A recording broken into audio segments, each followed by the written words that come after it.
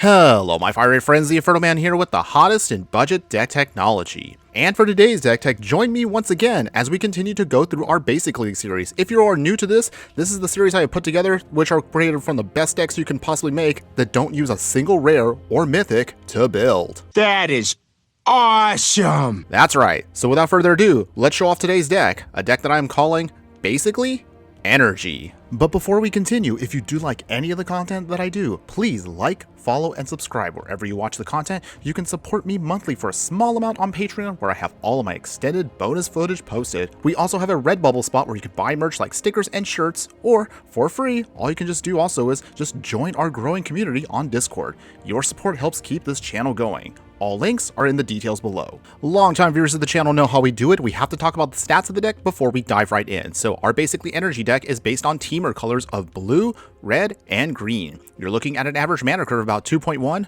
We are rocking 24 creatures, 12 instants, 4 sorceries, and 20 lands.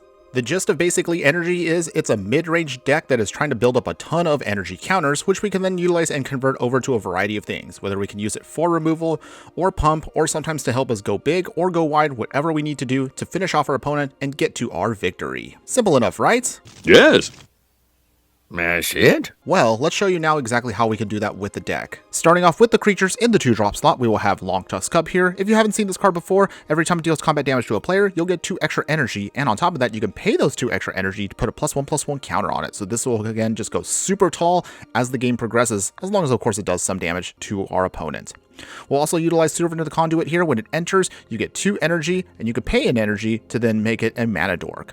We have Voltaic Brawler here, another one of our mid-range options here, so when it enters, you will get also 2 energy, and whenever it attacks, you can pay 1. If you do pay 1 energy, it'll get temporarily +1/+1 and trample until end of turn, so this is great for pushing through damage in the early to mid-game. In the 3-drop slot, we'll have one of our awesome options here to help us go wide if we absolutely need to help finish off our opponent here. Whirler Virtuoso. So with this card, when it enters, you'll get 3 energy. And on top of that, you'll get to pay 3 energy if you want to make a colorless 1/1 flying Thopter artifact creature token.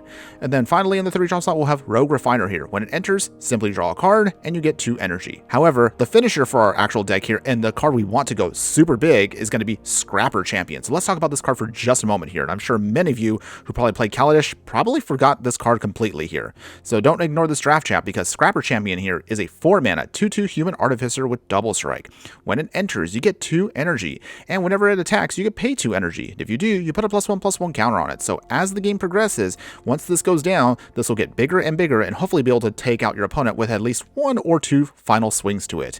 We will, however, need to do a little bit of extra support with this package. So let's circle back over to the non-creature spells. In the 1-drop slot, we'll start off with Monstrous Rage. So this is going to help us, of course, force through even more damage. So with this instant here, we pay 1, and of course, a target creature will get +2/+0 until end of turn, and you get to put a monster roll token on it. For those that have forgotten, a monster roll token allows our creature to get an extra +1/+1 and trample permanently, at least until, of course, the roll falls off. However, this is going to be excellent for us to target with our Scrapper Champion to force through to also double strike and trampling on it. You can also, of course, put it on any other card you need to as a swing, just do a little extra damage and also just kind of mess with them with some combat tricks.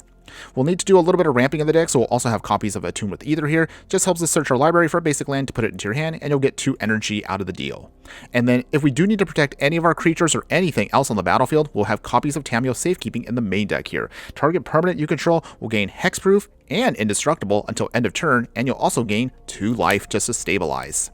Rounding out, of course, the package will be finally Harness Lightning here. This is our only removal for the deck. Simply put, Harness Lightning here is a 2-mana instant, and as you can see right here, it says choose target creature, and you can get 3 energy. Then you may pay any amount of energy, and then Harness Lightning will deal that much damage to that creature.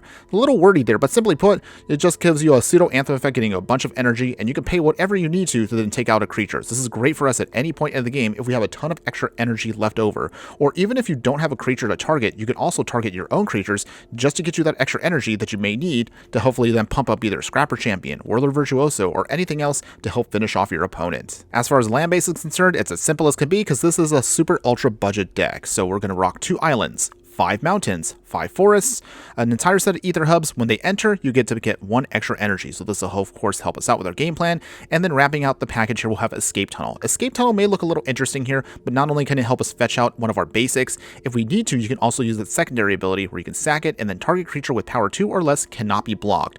Utilize this as an example to then hopefully force through some extra damage with, say, maybe a Servant of the Conduit, or maybe one of your Thopter tokens, or even a Scrapper champion, and then maybe mess with our opponent with some sweet combat tricks from Monstrous Rage as an example. If you like the deck and you do want to play this in best of 3, here's my recommendations for you for the sideboard. Your graveyard hate is Sulkai Land here, catch-all removal here for that, and then also you can utilize it to sack and draw a card if you need to in a pinch, so it gives you that awesome flexibility. We'll utilize the Troxus Fall here, so this is your catch-all for, again, target artifact, battle, enchantment hate, or even a creature with flying. Granted, it is sorcery speed, but it's the best overall option for us. For additional removal, we'll also utilize Domri's Ambush here for 2 mana at sorcery speed. You have +1/+1 counter on a creature we control, and then our creature will deal damage equal to its power to a creature we do not control or a planeswalker. And then also for extra flexibility here, you can utilize the fight mechanic at instant speed in Decisive Denial, or you can utilize it as a counter spell. If your opponent is going to start going wide with some of their non-creature, non-land permanents, you can utilize a copy of Filter Out to bounce everything back to their hand.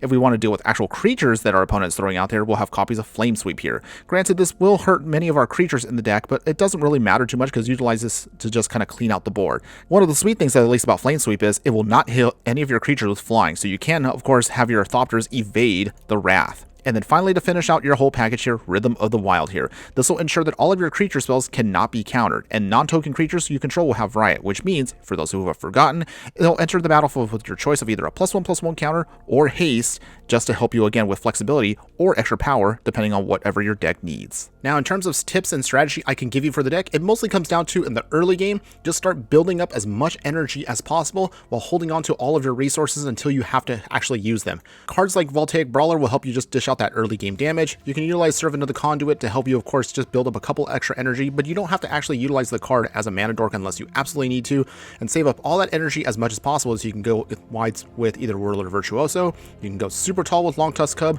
or eventually just build up enough damage on Scrapper Champion to just close out the game. Rogue Refiner is an excellent card because of that fact that it comes in, it's a creature, it does some decent damage on its own, but also it helps you draw that card and get you some extra energy. And of course, Harness Lightning, you actually don't have to use it all the time to just destroy a creature. If you want to, you can also utilize it as a pseudo ritual spell by then casting it even on one of your creatures, but you don't end up paying the cost. You just help you just generate more energy. And once you know that the coast is clear, then you can just finish off your opponent with a Monstrous Rage attached to any one of your attacking creatures to help close out the game. Hold on to your Tamiyo safekeeping as much as possible to protect your 1 or 2 key creatures that you do need in order to finish off your opponent.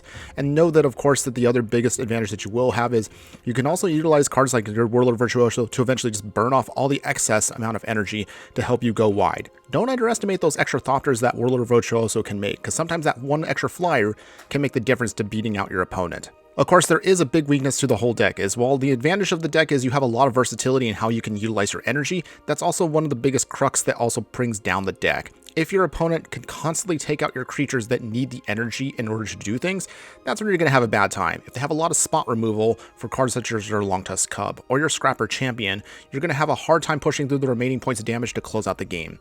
On the one hand, you do have the Tamiyo safekeeping, as I mentioned earlier, to help you protect those key creatures. If your opponent has that counter spell or the faster option to get rid of them before you can respond with your safekeeping, that's also going to be a struggle for the deck. It really will come down to balancing your energy depending on whatever your opponent is throwing at you. You do have enough, at least in the main deck, to then get your basic game plan down. If you do play in best of 3, you will have a lot of better options for you to mix and match where you need to if you don't need your protection spells and you need counter spells, or if you need ways to bounce away your opponent's strategy to clear out the board and make sure that you can get through with your creatures. Now, with all that said, if you are interested in building an energy deck and maybe you want to take it to the next level by adding in some more rares or mythics, I'll be of course showing you right here on screen right now a couple of sample ones that we have done over the course of time on this channel. Those links have been scattered throughout this video if you haven't already done so click on a couple of them and you may be surprised at what you can build utilizing this mechanic. And with that all out of the way, here are my final thoughts that I want to give on the deck. I'm not going to lie, I am a big fan of the energy mechanic, and I was really happy to see that we have just enough pieces even at a budget level to get you going if you are interested in this style of gameplay. So if I was to put this another way, if you are a fan of the energy mechanic, if you are a fan of mid-range decks, and if you're a fan of the fact that you have a deck that can flex either to go super big, super tall, or super wide, then I would definitely say give this deck a try. And I assure you, when you manage to make a giant Thopter army to go wide, or if you make a Scrapper champion go super big and super strong, you're going to have a lot of fun doing so, and you'll be very surprised at how this deck can pull it off on a budget. And I assure you, you will definitely not be disappointed. That's all I have for you today. Thanks again for watching, everyone. And just remember that no matter what you do play in the game of life, always be sure to burn bright. Later.